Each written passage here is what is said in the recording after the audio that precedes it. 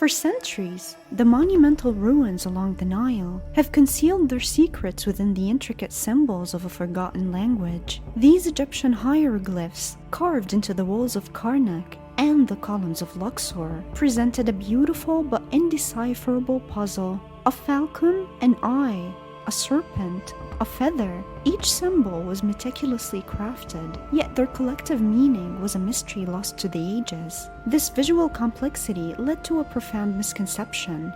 To early scholars, hieroglyphs were not a true language, but simple pictograms, a primitive code where a bird represented only a bird. They were admired as art, but dismissed as a non-linguistic, mystical cipher. This was the Great Wall that stood between the modern world and ancient Egypt. The civilization that built these staggering structures had a voice, a literature, and a history, but it was trapped behind a veil of symbols.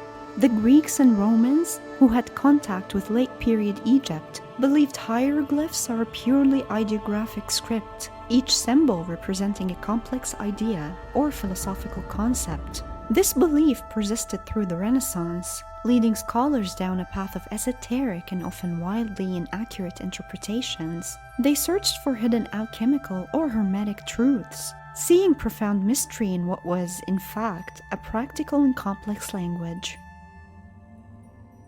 The true nature of this Egyptian hieroglyphic writing system, known to the Egyptians as Medu Neter, or the God's Words, was far more sophisticated. It was a system that had been fully formed for over 5,000 years, a language that recorded everything from the grand narratives of god kings to the mundane receipts of beer and grain. To truly understand it would be to unlock a lost world, not just of pyramids or mummies, but of human experience, of love, law, commerce, and faith. The payoff promised was immense, a direct line to one of humanity's most lasting and influential civilizations. But for that to happen, a key was needed. That key was found not in the sands of Egypt, but in the mud of the Nile Delta, in the form of a slab of black granite.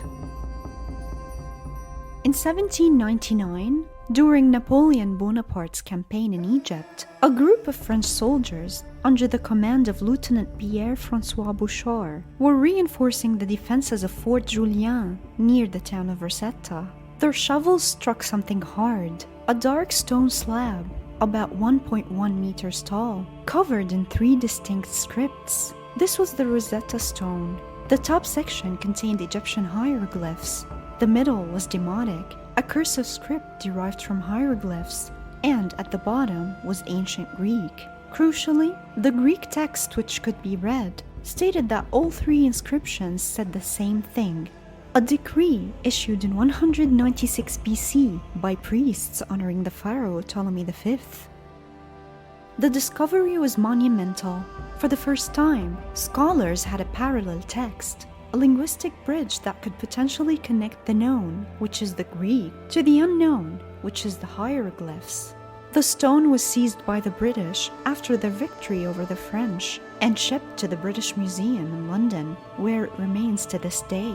Copies of the inscriptions were circulated among the keenest minds of Europe, igniting a fierce intellectual race. The initial work was painstaking. Scholars like the English physicist Thomas Young made significant headway, correctly identifying that the Demotic script was largely phonetic, and that the cartouches, the oval rings, in the hieroglyphic section contained royal names. He deciphered the name Ptolemy from the Greek text, but it was a Frenchman, Jean-François Champollion, who would make the final legendary breakthrough.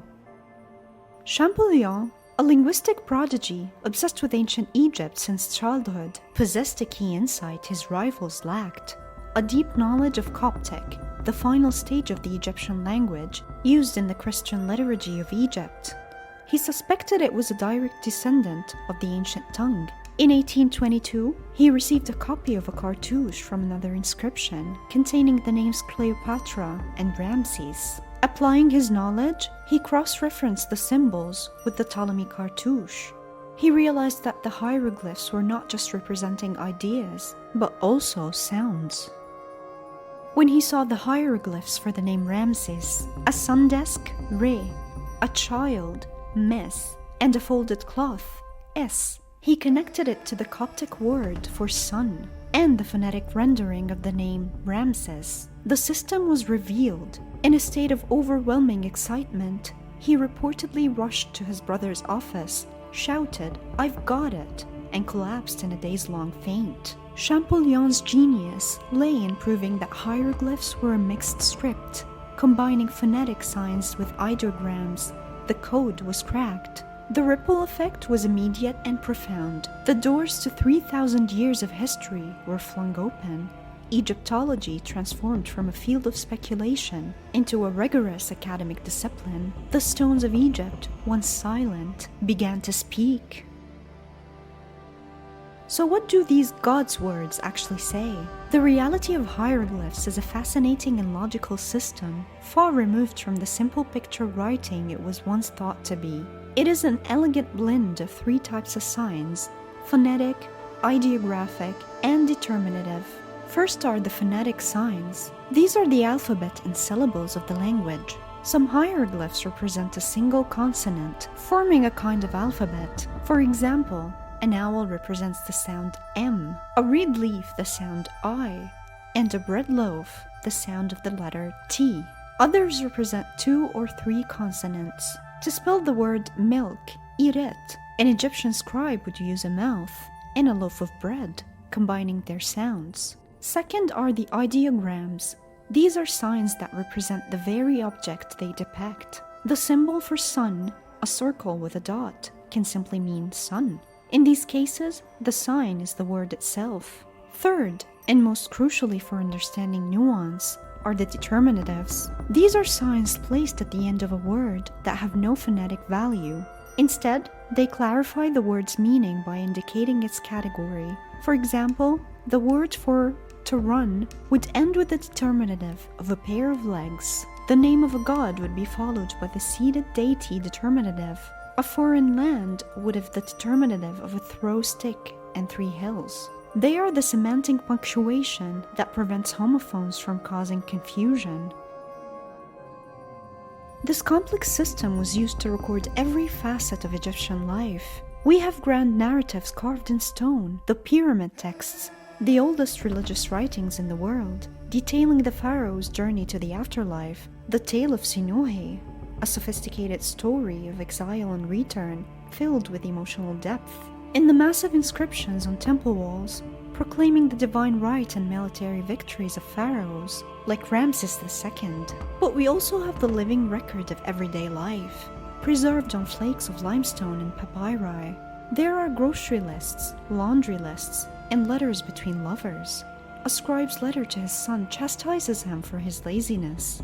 A love poem from the New Kingdom expresses tender affection. My heart flutters hastily when I think of my love for you. It lets me not act sensibly. It leaps from its place.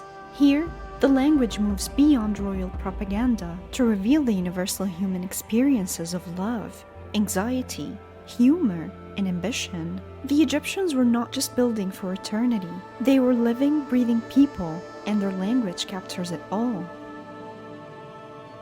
To read hieroglyphs is to do more than translate words. It is to decode a worldview. Every symbol is imbued with layers of cosmological and religious meaning, transforming simple inscriptions into profound statements of belief. The Egyptian cosmos is twisted directly into the script.